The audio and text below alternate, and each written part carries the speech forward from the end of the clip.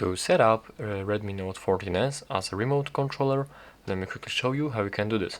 First of all, let's go for the app drawer, and right here you will have to find this application called Mi Remote. So let's tap on this one. If you're opening this application for the first time, you'll have to agree the terms and conditions to use this application. After that, you'll simply have to press this button to add remote, and from here you'll have to select the type of the device you'd like to control using your phone.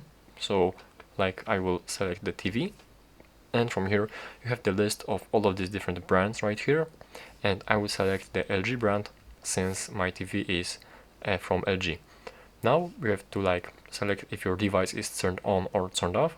My TV is currently turned off, so let's press this button, and from here you have to point the remote at the TV and tap the button to make sure that TV responds.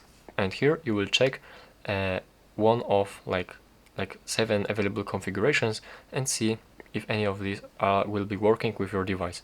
So now I will try to turn on this my TV with this button, and let's see if it results. Nothing happened, so here's the question if the device did turn on or not. So I have to go for no, the device didn't turn on. And now you will check a second another configuration available, and now I will try to turn on my TV, and it just turned on. So this second configuration is for my TV. So now let's press that my device did turn on, and from here you can give your device a name.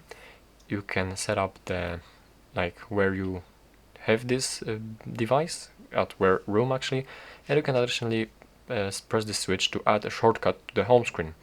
And after that simply press this button to paired. And now here you have this remote for your TV. So now I will try to turn it off after it's turned on,